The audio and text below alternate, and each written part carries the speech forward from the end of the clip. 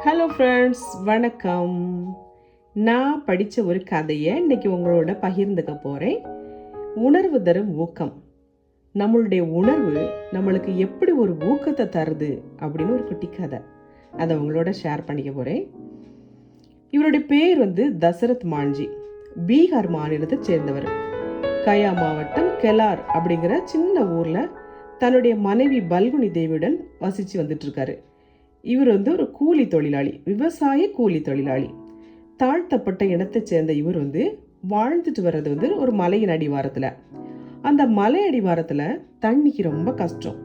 தண்ணி எடுக்கணும்னா மலையினுடைய அடுத்த பக்கத்துக்கு போய் தான் தண்ணி எடுத்துட்டு வரணும். அப்படி ஒரு நாள் இவருடைய மனைவி பல்குனி தேவி தண்ணி எடுத்துட்டு வரும்போது அவருடைய வீட்டுக்கு பக்கத்திலேயே கால் இடறி கீழே விழுந்து ரொம்ப படுகாயம் அடைஞ்சிடுறாங்க. அவங்க வசிச்சுட்டு வந்தது ரொம்ப ஒரு சின்ன ஊர். அது ஒரு குக்கிராமம். அங்கே ஒரு மருத்துவமனை கூட கிடையாது. மருத்துவமனைக்கு போனோன்னா 80 கிலோமீட்டர் கடந்து போய் தான் மருத்துவமனைக்கு போனோம். அப்போ அவர் தன்னுடைய மனைவியை, காயப்பட்ட தன்னுடைய மனைவியை தூக்கிட்டு அங்கே ஹாஸ்பிட்டல் போகிறாங்க. ஆனால் போகிற வழியிலேயே அவங்களுடைய மனைவி இறந்து போயிடுறாங்க. அப்போ அவருடைய மனைவி இறந்து போகிறதுக்கு காரணம் என்னன்னா, மருத்துவ வசதி அந்த ஊரில் இல்லை. இவ்வளோ தூரம் போனனால தான் அவங்க மனைவியை காப்பாற்ற முடியாமல் போயிருது. அப்போ அவர் யோசிச்சு பார்க்காரு. அந்த மருத்துவமனை அவ்வளோ தூரம் இல்லை. மலையினுடைய இந்த பக்கம் அவங்க வீடு, அந்த கிராமம் இருக்குனாக்கி மலையினுடைய அடுத்த பக்கம் அந்த மருத்துவமனை இருக்கு. ஆனால் அதுக்கு போகிறதுக்கு வழி இல்லை. அதை சுற்றி போகிறனால தான் 80 கிலோமீட்டர் ஆகுது.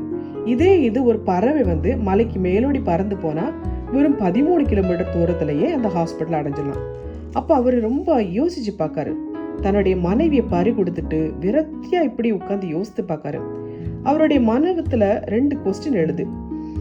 இதே நிலைமை மற்ற யாருக்கும் ஏற்படாதுன்னு நம்ம உறுதியை சொல்ல முடியுமா?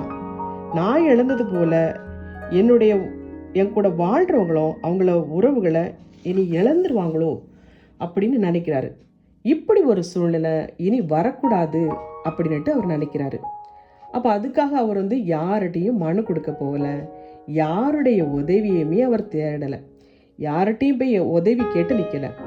தன்னுடைய மனைவியை போல அவசர மருத்துவ உதவி கிடைக்காம யாரும் இனி இறக்கக்கூடாதுன்னு கருதிய மாஞ்சி தனி ஒரு ஆளாட்டு சுத்திலும் ஒளியுமாட்டு களத்தில் இறங்கிட்டார்.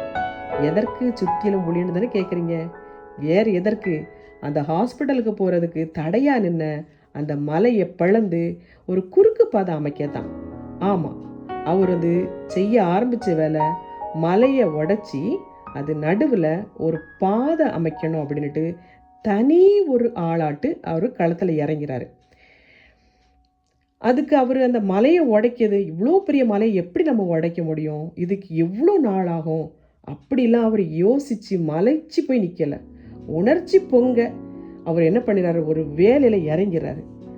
அப்போ ஊரே அவரை பார்த்து சிரிக்கி கேலிய பேசுது. எல்லாருமே அவருக்கு உதவி செய்யாம ஒதுங்கி போயிடுறாங்க. ஆனா எதுக்குமே மாஞ்சி நிறுத்தல. ஒரு கட்டத்துக்கு மேல அவரால் மலையை உடைக்க முடியுது அப்படின்னு கண்ட மக்கள் அவருக்கு என்ன பண்றாங்க, உதவி இருக்காங்க. அவரு எடுத்துக்கிட்ட அந்த மாபெரும் வேலையை முடிச்சிட்டாரு. மலையின் நடுவுல 25 அடி உயரம், 30 அடி அகலம், 360 அடி நீளத்துல ஒரு பாதையே உருவாக்கியிருக்காரு.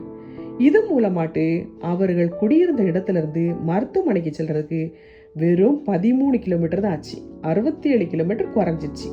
அவங்க ஊருக்கு மட்டும் இல்ல, அதை சுற்றி இருந்த மற்ற 80 கிராம மக்களுக்கும் அது ரொம்ப ஒரு பேருதவியா இருந்துச்சு. அவர் இதுக்கு எடுத்துக்கொட்டது எவ்வளவு நாள் தெரியுமா? இதெல்லாம் நாள் கணக்கில் செய்யக்கூடிய வேலையா? முடியவே முடியாது. அவர் 1959 ஆண்டு முதல் 1981 ஆண்டு வரை மொத்தம் 22 வருஷம் வரை தொடர்ந்து அதே வேலையா இருந்திருக்கிறார். கடுமையான உழைப்பு. 22 வருஷம் நான் சும்மாவா? நடுவில் எத்தனையோ இயற்கை சிற்றங்கள்லாம் பார்த்துக்கலாம், உடல்நல குறைவு வந்திருக்கலாம். ஆனால் எதையுமே அவர் பொருட்படுத்தாம இந்த ஒரு பெரிய வேலையை செய்து முடிச்சிருக்காரு. இதுக்கு காரணம் என்ன? அவர் தன் மனைவி மேல வச்சிருந்த அன்பு. தன்னுடைய மனைவி இழந்துட்டுமேன்னு ஒரு ஆதங்கம். இப்படி ஒரு வேலை மனிதனுக்கு சாத்தியமாகுமா? செய்ய முடியுமா? தொடர்ந்து வேகம், சக்தி, ஊக்கம் கிடைக்குமா? கிடைச்சிருக்கு. அவருக்கு உள்ளிருந்தே ஊக்கம் பெற்றிருக்காரு. அதுக்கு காரணம் அவரது மனைவி மீது அவர் வச்சிருந்த அன்பு. அது இவ்வளோ ஒரு பெரிய வேலையை செய்ய சக்தி அவருக்கு கொடுத்துருக்கு, ஒரு ஊக்கத்தை அவருக்கு கொடுத்துருக்கு. ஒரு சாதாரண ஒரு மனுஷன் ஒரு அசாதாரணமான வேலையை செய்து முடிச்சிருக்காரு. இவரை மக்கள் மவுண்டன் மேன் அப்படிங்கிற பேர்லையும் அழைக்கிறாங்க. நம்மளுடைய இந்திய அரசாங்கம் அவருக்கு பத்மஸ்ரீ அவார்டு கொடுத்துருக்கு. அப்புறமா இவருடைய பேரில் ஸ்டாம்ப் இருக்குது. இவர் தன்னுடைய 73வது வயசில் 2007ஆம் ஆண்டில் இந்த உலகத்தை விட்டு பிரிந்து சென்றார்.